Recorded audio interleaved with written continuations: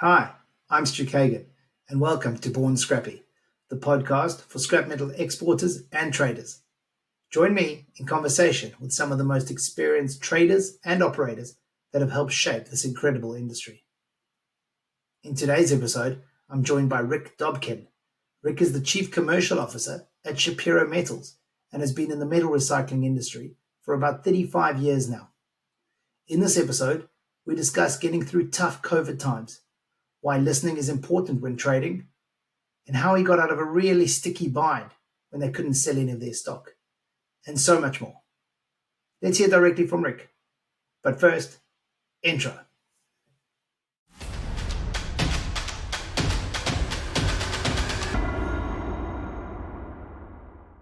Hey, Rick. Awesome to have you on Born Scrappy. How are you? Good, Stuart. Nice to see you. Yeah, same here. We've been chatting about this for a few weeks, maybe a few months now, to get together before we head over to the BIR. So it's really great to have you here today. Yeah, nice to meet you. Likewise. Likewise.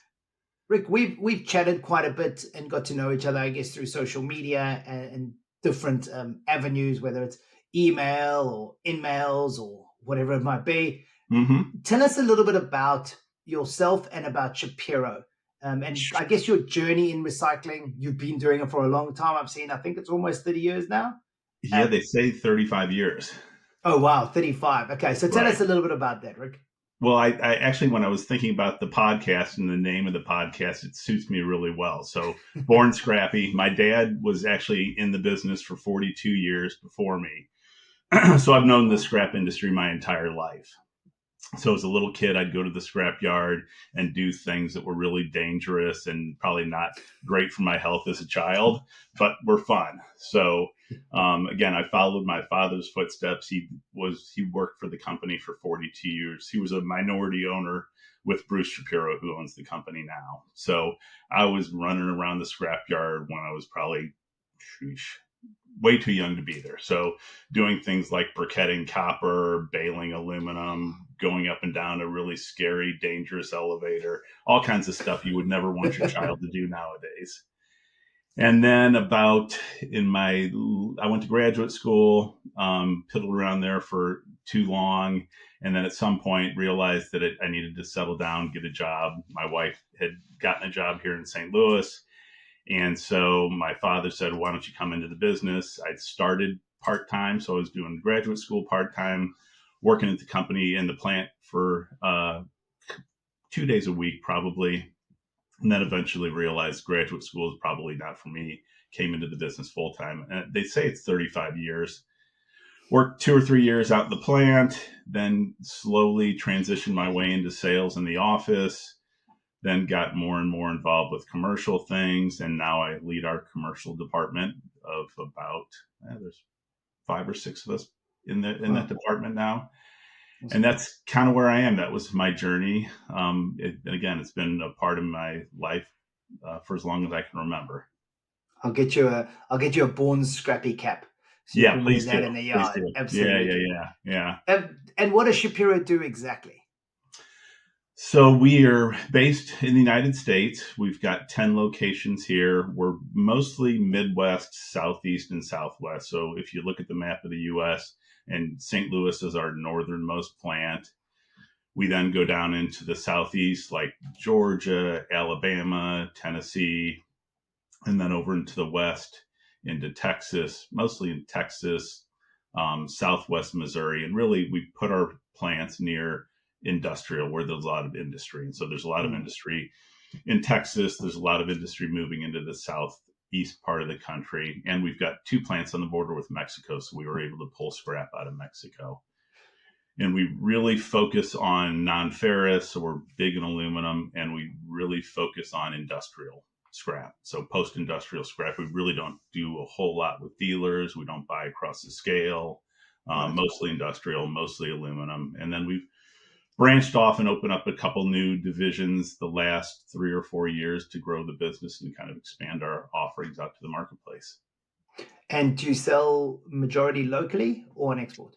Yeah, so we're lucky. So we're lucky in two ways. First of all, our scrap is the prettiest, nicest, most well segregated scrap you can buy because it comes from industry.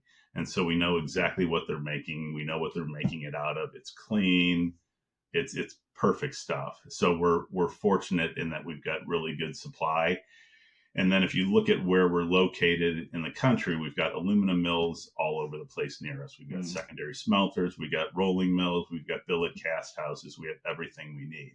And then we also do some melting on our own. So there's certain scrap we'll sell out to the marketplace, other scrap will melt out on our own, and then sell that RSI or master alloys out into the marketplace.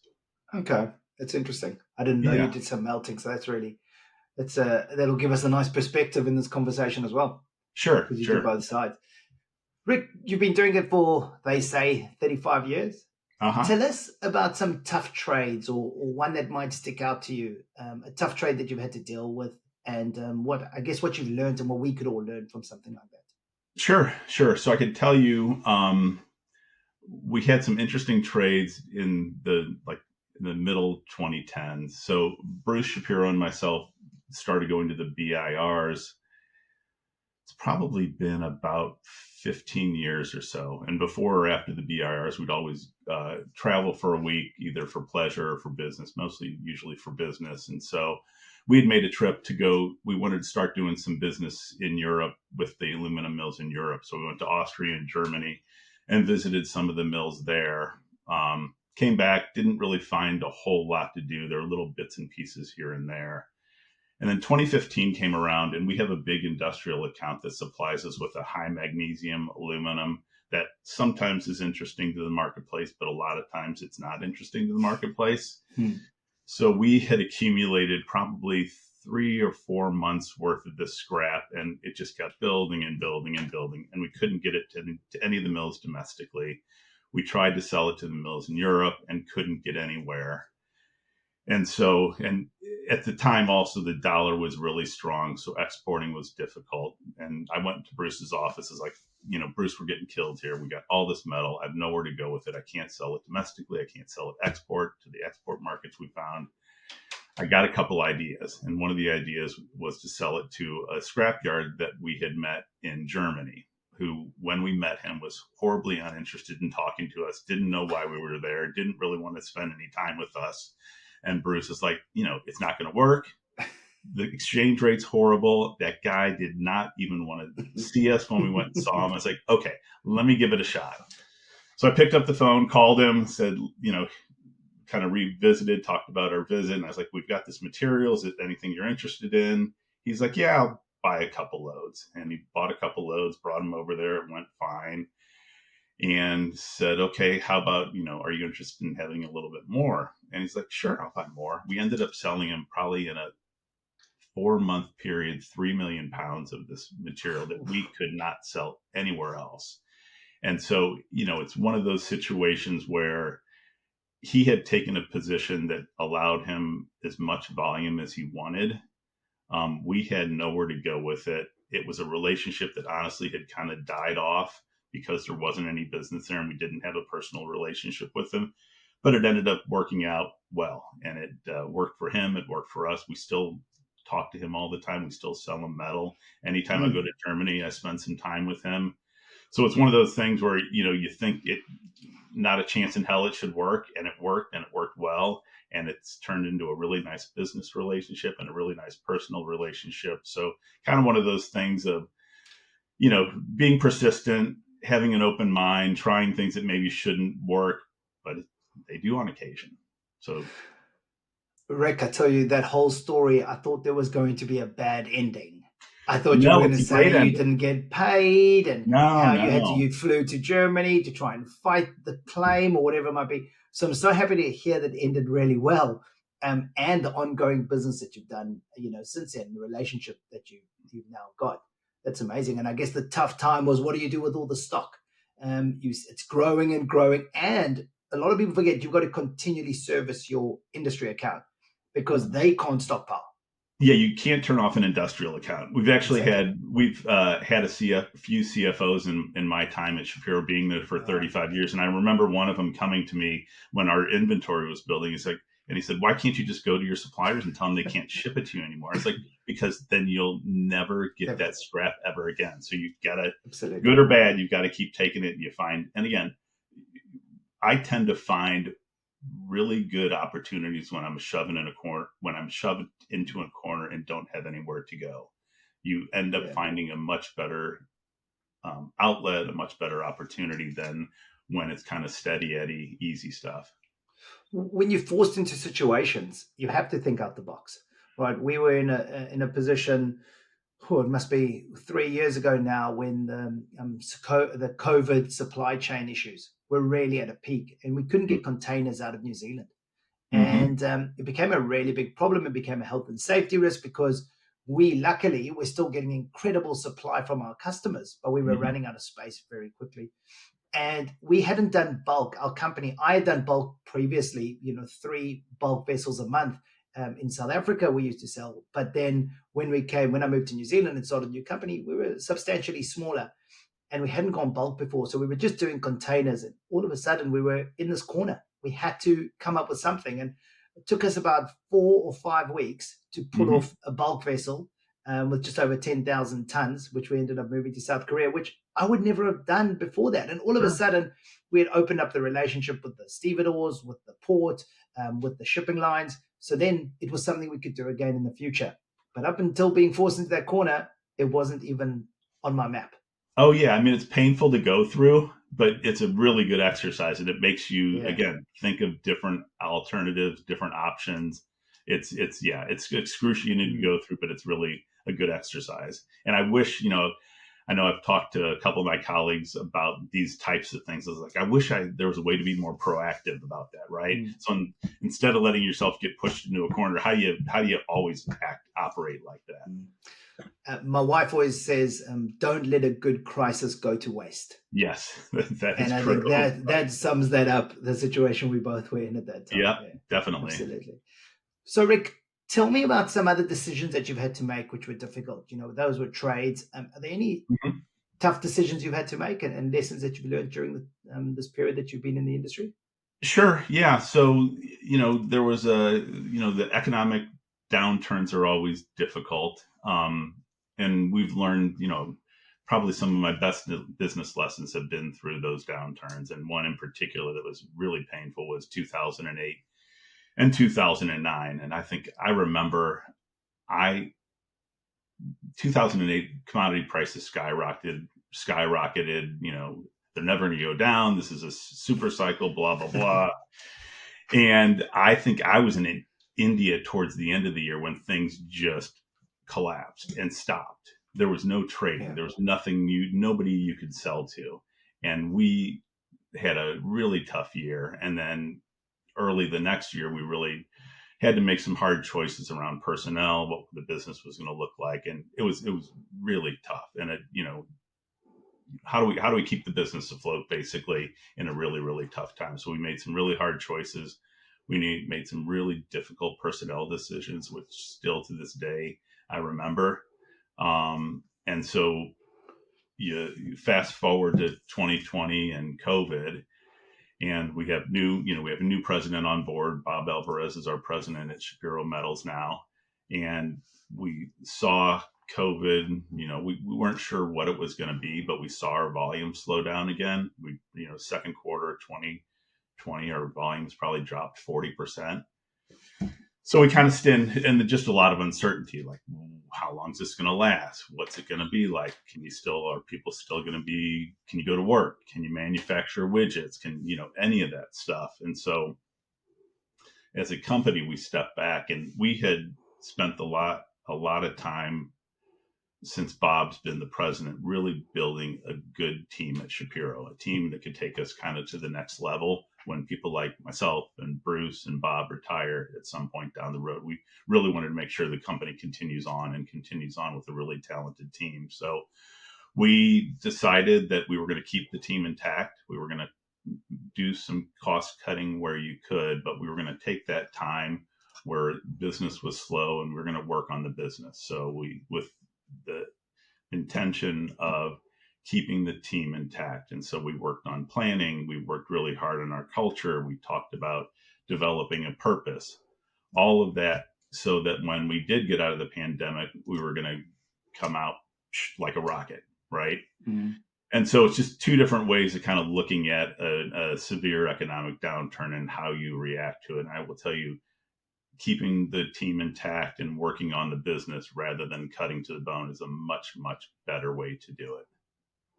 Yeah, I think it's very easy to just go, well, we're in tough times. I've got an excuse to get rid of people, so I'm going to go and become more lean and see what it looks like afterwards. I really like what you guys did. I think it's very clever that you're going, well, what we want to do is create a sustainable business for the future and one that can go from strength to strength. And building on the culture is a massive part of it. And you use the word purpose. That's really important. And something I was just talking to somebody yesterday about is that without purpose, it's extremely difficult to motivate yourself. And that includes your whole team. If you want to motivate a team, if you're going after a purpose and you all have an aligned purpose, you'll find your team will run through walls for you.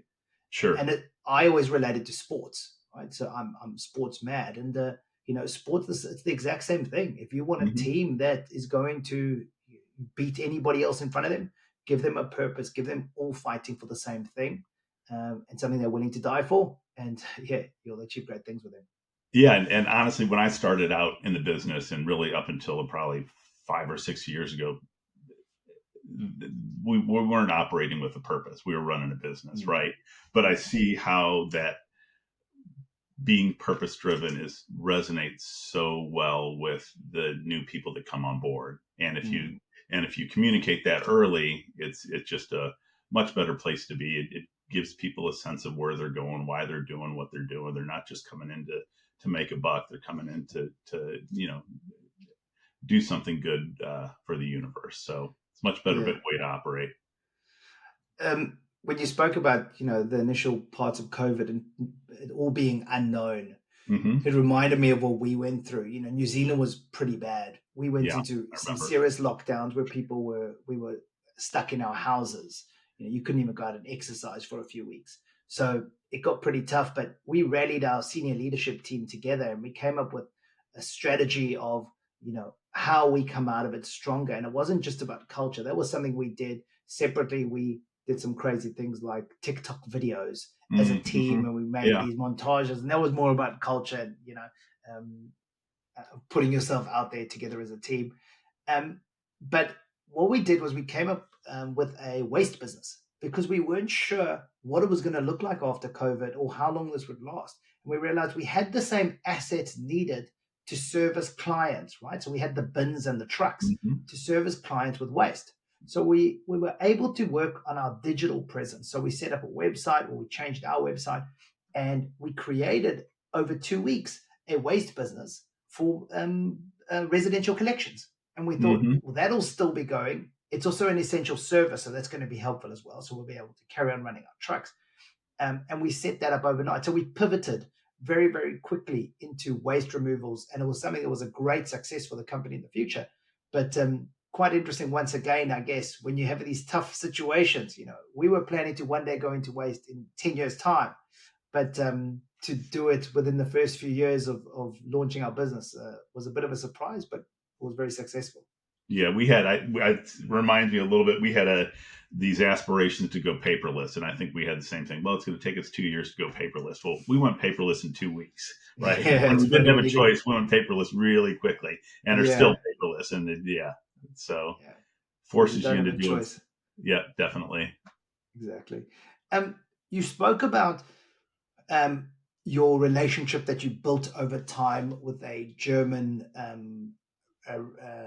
buyer of yours, who you obviously at first it seemed a little bit cold and you weren't quite sure, but you went and you pushed on and you were able to break through. Have you got any other examples of collaboration that you guys have done in the industry? Sometimes we talk about being involved in ISRI and how you meet your opposition and end up doing business together or whatever it might be. Is there any other time that you think you've collaborated and it's been a great success for you? Yeah, I mean, kind of what our collaboration is kind of changed over the years too. It used to be that collaboration was really all internal. You didn't want your competitors knowing what you're doing. You didn't want your suppliers or your consumers knowing what you're doing. So it was very insular and very much just keep it within the company. That has changed, and we've spent a good amount of time the last 10 years working with partners in the industry. So other dealers, other processors that where we can help each other out. We share information on what's going on in the marketplace, where the needs might be. And it's, there's so much transparency. There's so much information out there now. Trying to keep secrets anymore just isn't a great, you just don't, you just can't do it. But more recently, what we've found around collaboration is really working more with our suppliers and our consumers. So how do we get the suppliers and the consumers more aligned with each other? How do we help set up like closed loop and circular programs, which we used to be scared to death of years ago, is these closed loops recycling systems. There's a huge space for processors like ourselves in closed loop systems around all the resources we have, like trucks and trailers and equipment and plants that have balers, and then also things like what kind of data do you need? We can accumulate data for you around your programs. What kind of metrics do you need for your ESG scores? So the collaboration has really gotten much closer to connecting our suppliers and our consumers, and us kind of having our space in there where we add value. Like I said, whether it's our resources, our data, our ability to share metrics with them. Yeah, that's really good.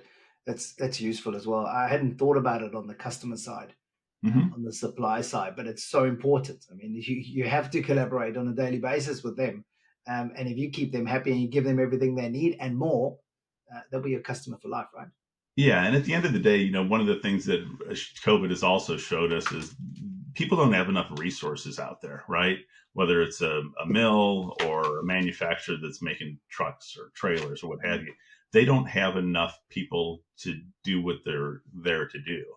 And so any way you can get in there and help them with some of this stuff, and where we're finding a lot of need is around these ESG metrics, and being able to supply those to people seems like it's really resonating. There was a period, I must have been 25 to 30 years old, probably, where I was repping and looking after large accounts Mm-hmm. around the country of South Africa. And I remember, I guess, when I ended up running most of the company, trying to teach the reps, I think we had at one stage about 75 of them, trying to teach them why it is important to keep visiting your customers. Because it's easy to go, I'm servicing them. All they want is a bin collection once a week, or they phone when they need a service. But the second you actually understand their other wants and needs, all of a sudden, like you say, right, the ESG requirements, if you just sit back and don't actually get involved with their business and work with them, they're not going to think that they can speak to you. So they're not necessarily going to bring it to you. But when you're sitting with them and they mention something about, oh, I wish we could just get some more better data. And you're sitting here going, hold on, we can give that to you quite easily. It strengthens that relationship. And it's so I guess the point is, it's so important to be with your customers all the time and be in front of them. There's no doubt. And there's so many things that you learn when you go and see customers, like, walking around a plant and seeing what they're putting in their furnace, or, Yeah. when you're talking to somebody who's melting aluminum or is working on the shop floor, you learn a lot about what their needs are, what their issues are, how you can help them. And again, everybody's very short resources now. So anything you can do to help them out. And they don't, I think they appreciate it. Well, I know they appreciate it because you're doing things that they either don't want to do or can't do or don't know how to do it. And we're finding more and more of that around sustainability metrics. People don't know, everybody wants to do the right thing. Everybody wants to supply data, but there's no kind of agreed upon standard of what data is important. It's important to be able to track that for your supplier or your customer, be able to put it in the right format, I guess. And everybody, I think, is doing it in their own way at the moment. I'm sure there'll be something more standardized that comes out in the next 5 to 10 years. I would think so. But for now, I think you just got to keep that data and make sure that your relationships are strong. Yeah, definitely. Definitely. Rick, 35 years. I keep touching on it. It's longer Yeah, than yeah. me. What sort of career highlight have you had? And I'm not retiring you. You've still got many years ahead of you. But so Yeah. far, what would you say your highlights have been? So where I've gotten, at least on the personal level, the work that I've been able to do with the BIR the leadership roles I've been able to take there have been great. So Hmm. started off as members. I actually wasn't real convinced that membership was that important to us when we first started, but I was always game for a trip to Europe and call it business. And I'm still game for trips to Europe. Um, so I started out on a stainless steel board. I know virtually nothing about stainless steel. They were kind enough to put me on the board because they had a hole and I was willing to do anything they needed me to do. So I spent I think 2 or 3 years on the stainless steel board. Then a spot opened up on the non-ferrous board, which is really where I belong. They allowed me to come onto the non-ferrous board, which is, again, been a real thrill for me. I've met really good people through kind of activity levels in the board. And now it's really where I get the biggest thrill is kind of working with the team that we've assembled and kind of watching them do their things. And, anybody that comes on new to Shapiro, the first thing out of my mouth is don't do what I do or don't do what Bruce does or what Bruce did. Do it better. And so just kind of watching these guys become guys and gals, become leaders, become important parts of the business has really been a lot of fun for me. Watching them have successes, watching them have, trials and tribulations like we all do, but really watching them become leaders and see what the future of the company is going to become. So I think it's a great way to explain it. I think your highlight is actually becoming a mentor. You Well, like, yeah. so it's interesting in this business, and I saw it with my father. I've seen it with Bruce and with myself. You start out as a trader, right? And you're trading metal, and everybody who's a trader absolutely loves it. But you can't grow, and the company can't necessarily grow if you spend the entirety of your existence with the company trading. So at some point you become a manager, right? Which is a kick and a ton of fun. And then, you transition into becoming more of a mentor and a leader. And I have had so many people help me in my career. And, on the BIR, there was Bob Stein was a huge help for me in getting involved with the boards. Barry Hunter was another one. Bruce Shapiro was kind enough to let me spend time playing around with leadership at the BIR. So I've had a lot of really good mentors in the industry, and I aspire to be one of those people for the young folks that are working with us and outside of our company as well. Yeah, that's brilliant. I often speak about we need more mentors. A lot of people are happy to be a mentor, but they don't necessarily put their hand up and say, I'd like to mentor. Reach out to me if you are looking to enter the industry or you're in the industry and you're wanting to grow. I'm happy to have a conversation with you once a month, those sort of things. So, yeah, I think it's great. And both parties actually get a benefit. Both parties, the mentor and the mentee. I love mentoring people. I've always loved having a mentor. I still have a few. But being a mentee is actually, being a mentor is actually also very rewarding. Being able It to is. share your experiences is great. Sure. And I love the guys, the folks that are working with me. I love watching them make our business better. It's a great kick. Are you involved at all with the BIR anymore, other than just going to Abu Dhabi for a couple of days? Well, I'm still on the non-ferrous board. I'm the Okay. U.S. representative for the non-ferrous board. That's most of my involvement, and then I go to all the meetings. Yeah, and we'll be in Abu Dhabi next week. Yeah, it's coming up. Oh, when this airs, probably same time. We'll be Okay. in Abu Dhabi. We're in Abu Dhabi right now. Right, we're in Abu Dhabi right now. Right. Yeah, I have a bedroom in Abu Dhabi. Right. Yeah. All right, let's talk about trading, because you've been doing trading for a very long time. Mm-hmm. What's the best way that we can optimize our trading strategy? I usually talk about exports, but you do a lot of domestic sales. They're very similar. what Hmm. would you recommend a metal processor, what would you recommend they do to optimize their trading strategy? Yeah, I think, kind of the similar things. Just be open minded, talk to a lot of people, don't become complacent, always kind of continue looking for um, better things, whether that means closer freight, better pricing, a better partners that allow you to expand your business with them. So I'd see definitely don't be complacent, be open minded, manage your relationships well. So, those relationships, people don't leave this industry. So the people that you're dealing with are going to be there in 20 years if you're still around. So make sure you take care of your relationships, treat people well on a business and a personal level.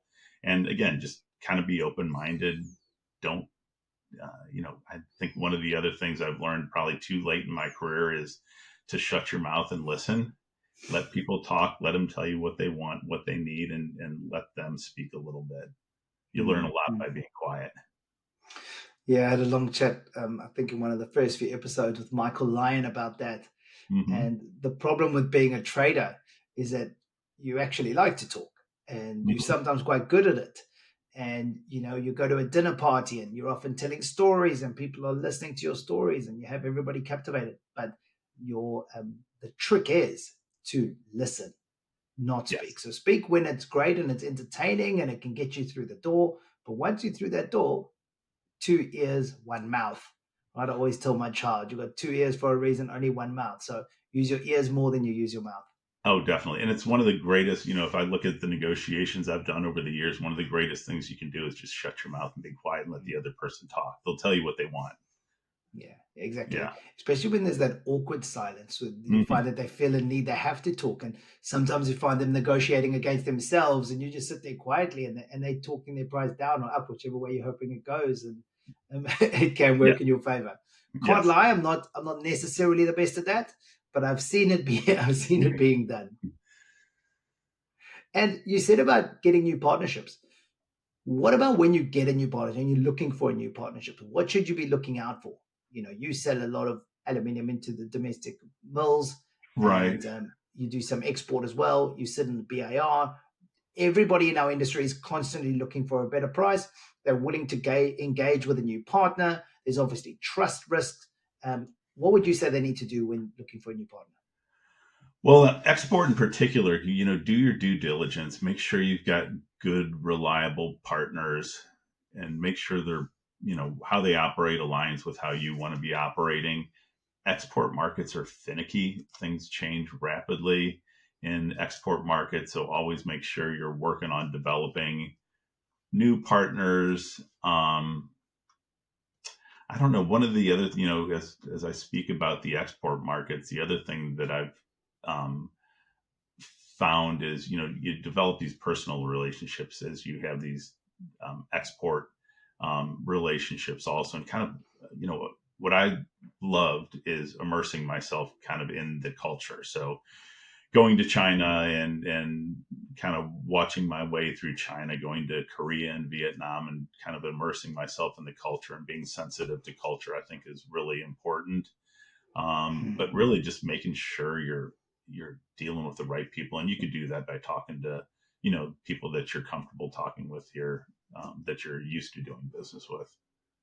So you haven't learned much about cricket though, being in America and the A cricket is a Indian bug. buyers Us, a and cricket is a bug, right? I'll tell you what, I can't wait for the BAR because all my friends there that are from India and Pakistan, um, we're just going to be sitting talking. It's the World Cup at the moment, just by the way, Rick. So Ah, you're going to no hear a idea. lot about cricket when you get to Abu Dhabi. So best you read a book or two, Brush up maybe on watch it. some YouTube, brush up on some of the rules because I can imagine most of the dinners will be around a TV watching some of the cricket matches. So where's it? Is it in Abu Dhabi or? No, the World Cup's in India, Okay. but a lot of the big teams are obviously playing against each other for those 3 or 4 days that we're there. So, um, but a lot of big supporters will be in Abu Dhabi. All right. I'll have The to. South Africans are huge supporters. The Australians, Indian, Pakistan, Bangladesh, we're all massive, and obviously the English, we're uh-huh. all massive cricket supporters. So Yeah, there'll be a lot of that discussed. I know nothing about it. I'll find you at the bar, and maybe you'll Yeah, buy me a exactly. beer and show me what's what. Just think baseball. Okay, similar to baseball. Only Yeah, because you hit a ball, I guess. You hit a right, ball right. with a bat, but other than that, it's very different. Different, but we'll go through it. Yeah, yeah.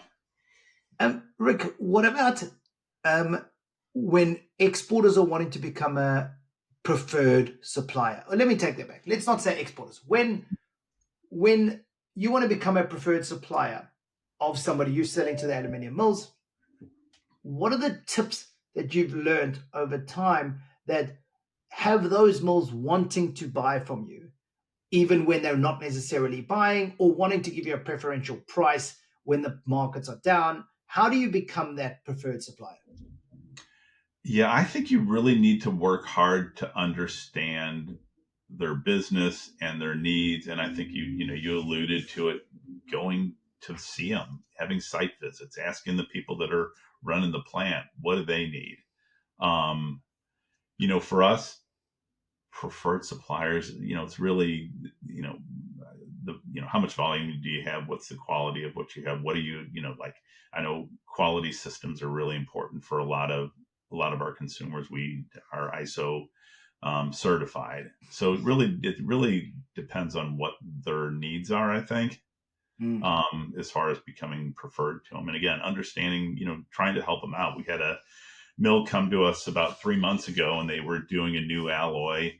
Um, and they made it internally in their shop, but it it was expensive. It was hard for them to do. It didn't cast well. And so they came to us because we've got a good relationship with them and said, hey, we're going to be casting 250,000 pounds of this stuff in a month. Do you think you can make it for us and then deliver it to us, and we'll remelt it? And we figured out how to do it. We were able to do it, and we delivered it to them, and they made their product out of it. And really, it's just kind of having those relationships so that when they do have something that they need help with, they come to you first. And we're Mm. fortunate in that we're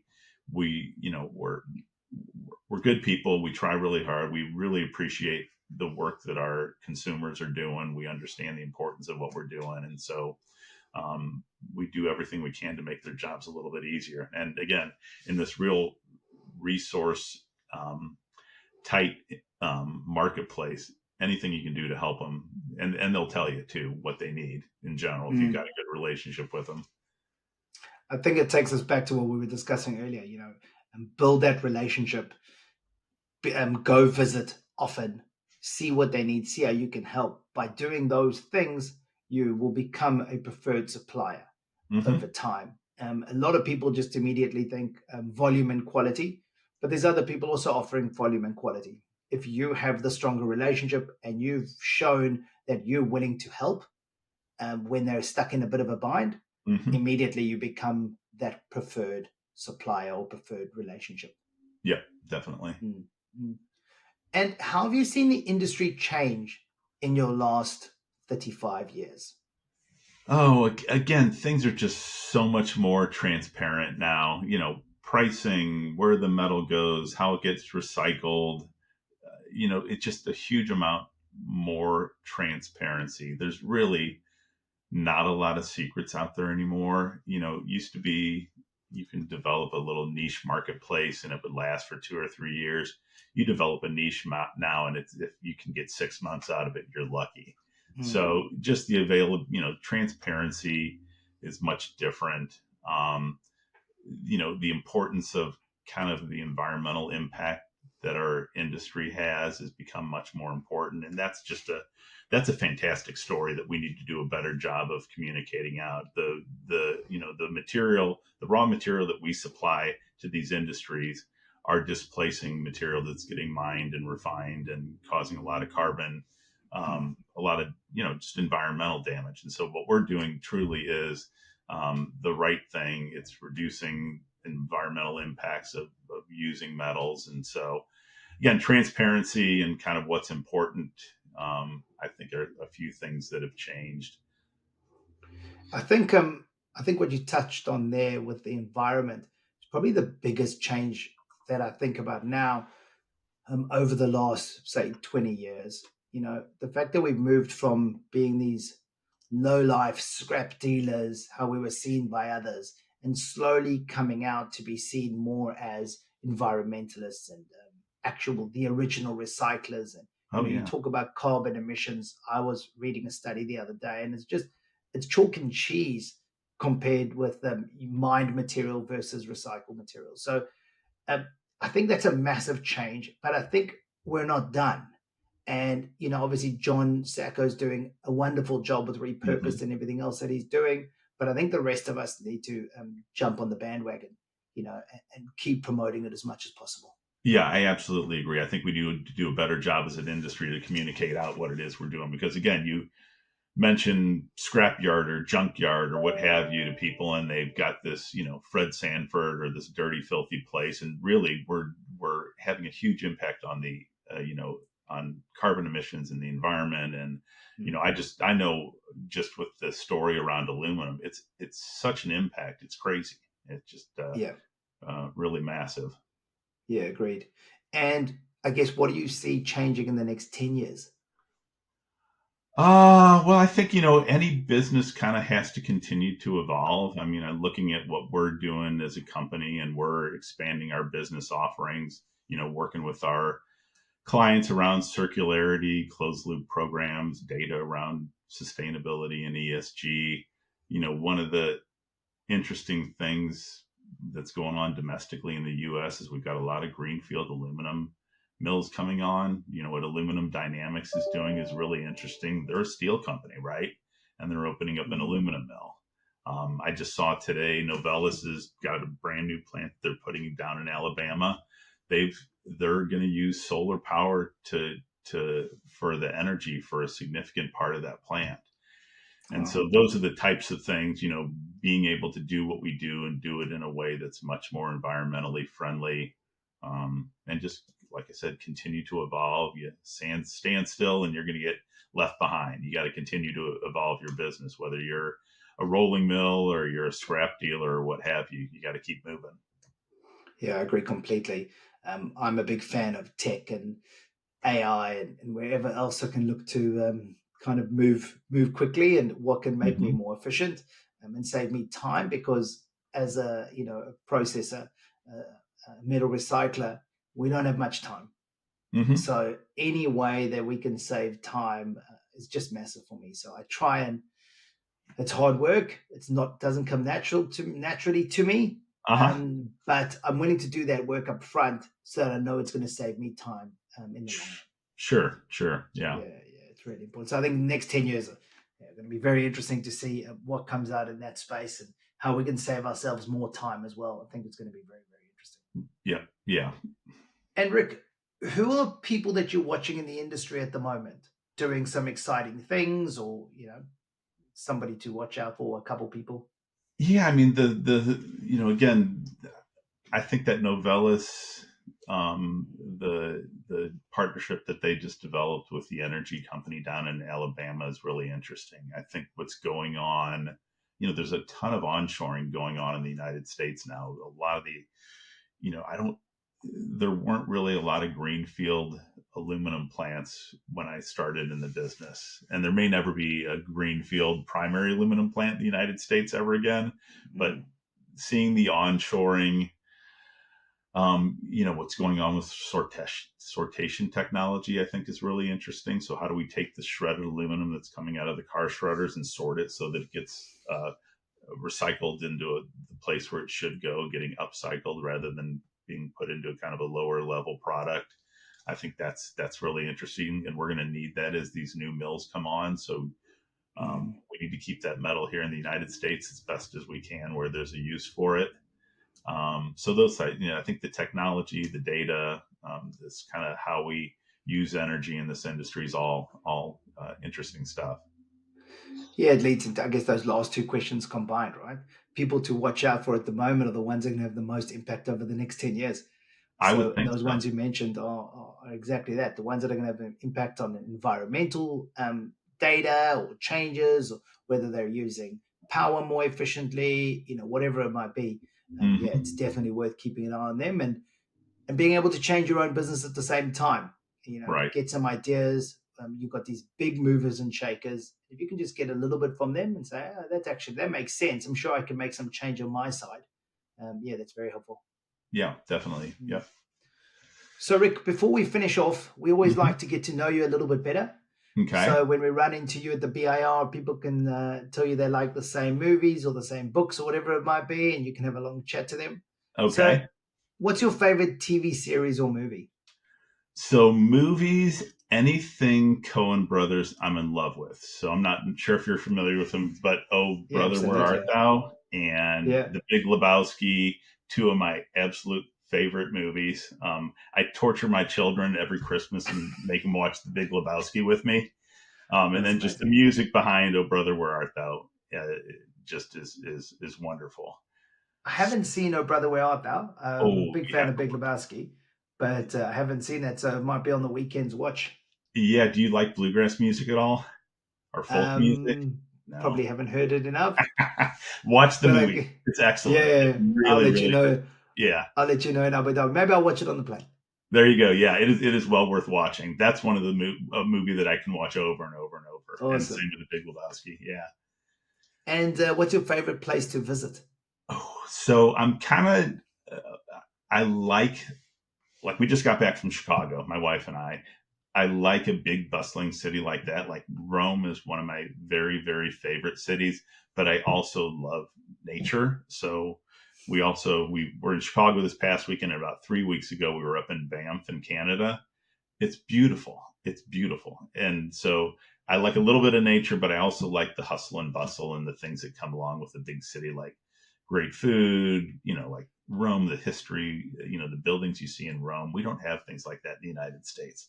Nothing even close. And then just, the food and the culture, art museums with a big city are great. So I like a little bit of everything, and I love to travel. I love to travel. I'm also a big fan of traveling where the food is good. So Yeah. you'll see me. Yeah. You'll see me around Europe. Uh-huh. Quite interesting. I don't know if it's a non-ferrous trading thing, but Jurgen van Gorp, who answered it very similarly. He said he likes bustling cities, really big, but he also likes to go on nature walks by himself. It's Yeah. like, Yeah. what's your Yeah. favorite place? The two Yeah. opposites, complete opposites of the spectrum. Yeah. When we go on family vacations now, we always do a big bustling city, then a quiet town, then a big bustling city, and we break it up. When we were younger, it was like big city, big city, big city, and you'd finish your vacation and you'd be exhausted. So yeah. By the way, Well, Jurgen has really good food restaurant recommendations if you're ever in his part of the world as well. Well, his part of the world is incredible for food. So I Yeah. think, yes, he does. But and I've had some incredible meals with him.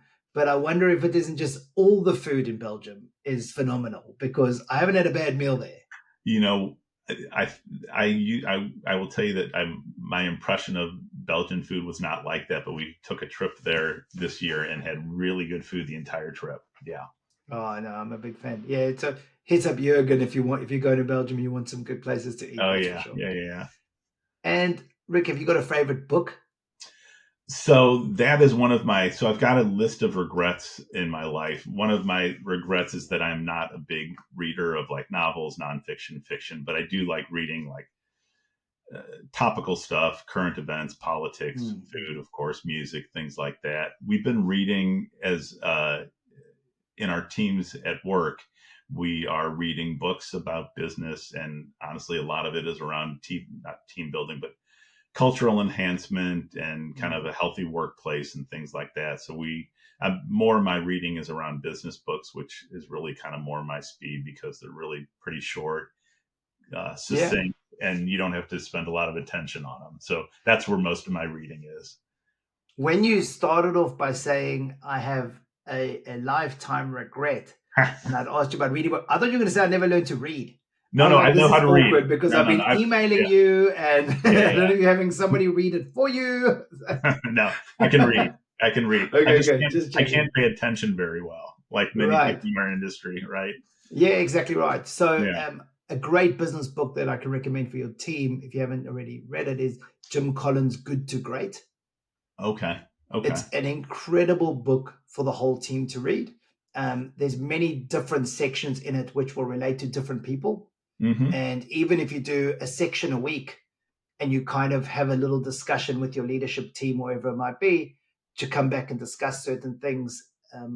I'd love to speak to you after you've read it, because there were Okay. a lot of sections there that resonated with me in building Oh, a team good. and making it sustainable. Yeah, I've got a long plane ride to Abu Dhabi, so that'd probably be a good There you go. place to start Exactly. it. Yeah. There you go. Finish off with a favorite quote. Have you got one? Yes. So I Googled this yesterday, and I'm going to give you, I thought you might ask me this. So there's an industry quote that I got from a gentleman named Irv Becker, who was a buyer for a secondary aluminum smelter on the West Coast, who my father was good friends with. And I was sitting in an airport with him on the way back from some ISRI meeting, I'm sure. And I was grousing to him because the buyer from a very large automotive company in the United States wouldn't return my phone call. And his comment to me was that you need to learn to dance in between the raindrops, Rick. And to me, that meant just don't worry about the big guys. Take care and worry about the little guys and the medium-sized guys, because that's where your business should be. Yeah, So I love dance that. between the raindrops. Yeah, that was a good one, I thought. And then I'll give you one more. This is from Abraham Lincoln, which was, people are just as happy as they make their minds up to be, which is so true. 100%. I love that. That is spot on. On that note, we're running out of time. I could speak to you for ages. We'll catch up again in Abu Dhabi. So, Rick, thanks so much for being on Born Scrappy. I had a lot of fun. Thank you. It's my pleasure.